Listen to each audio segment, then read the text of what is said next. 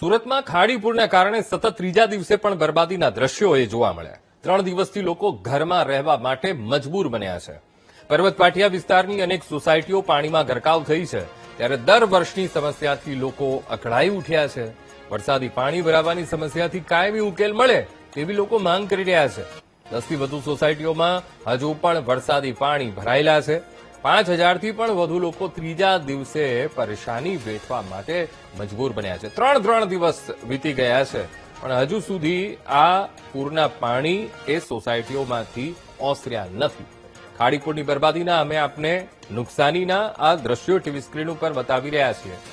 ખાડીપુર અને પાણી એ આસપાસના રહેણાંક વિસ્તારોમાં ફરી વળ્યા છે, સોસાયટીઓમાં ફરી વળ્યા છે। 5000થી વધુ લોકો ત્રીજા દિવસે હજુ પણ પરેશાની વેઠી રહ્યા છે। લોકો હજુ પણ પાણી વચ્ચે રહેવા માટે મજબૂર બન્યા છે। વીટીવી આપને એક્સક્લુઝિવ દ્રશ્યો ખાડીપુરની બરબાદીના એ બતાવી રહ્યું છે ટીવી સ્ક્રીન ઉપર। કેટલા પાણી ભરાઈ ગયા છે, 3 ફૂટ પાણી ભરાઈ ગયા છે, ઢીચણ સમાણા પાણી ભરાયા છે, અને એ વચ્ચે ચાલવા માટે પણ લોકો મજબૂર બન્યા છે।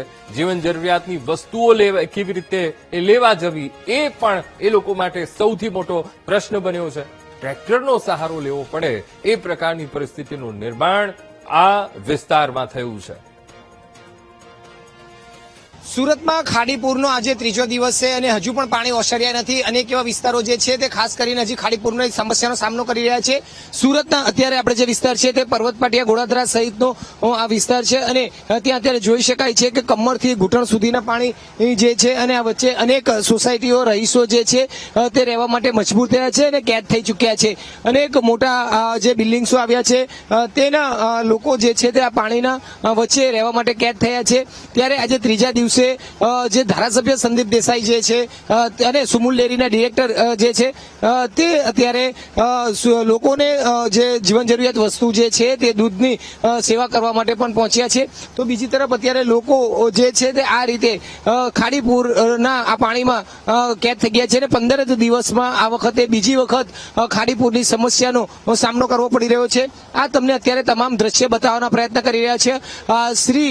આજે અત્યારે શ્રીવર્ધન આખો આજે કરોડોના બંગલાસના પ્રોજેક્ટ બનાવ્યા છે, પરંતુ તેની બહાર જ કમર સુધીના પાણી હોવાને કારણે આખા લોકો જે છે તમામ કેદ થઈ ચૂક્યા છે। પાણીની વચ્ચે નથી બહાર જઈ શકતા કે નથી બહારથી કોઈ વ્યક્તિ અંદર આવી શકે તે પ્રકારની સ્થિતિ સર્જાઈ છે, અને આ પ્રકારની સ્થિતિ વચ્ચે લોકો જે છે તે રહેવા માટે મજબૂર બન્યા છે। જે અત્યારે વાત કરીએ તો અનેક એવી મોટી મોટી સોસાયટી છે, વ્રજભૂમિ છે, ઋષિ વિહાર છે, જેવી અનેક સોસાયટીઓ અને તેના રહીશો આ રીતે પાણીમાં રહેવા માટે મજબૂર થયા છે, અને આજે ત્રીજો દિવસ હોવા છતાં પાણી હજી સુધી ઓસર્યા નથી, અને આ પ્રકારની સ્થિતિ વચ્ચે લોકોએ પારાવાર મુશ્કેલીનો સામનો કરવાનો વારો આવ્યો છે। તો બીજી તરફ જે સ્થાનિક ધારાસભ્ય અને જે કોર્પોરેટર જે છે તે સેવા કરવા પહોંચ્યા હતા, તો ત્યારે સ્થાનિક લોકોએ પણ તીખા સવાલો તેમને પૂછ્યા હતા અને એમને જવાબો માંગ્યા હતા કે ખાડીપુરને લઈને તેના નિવારણ અંગે,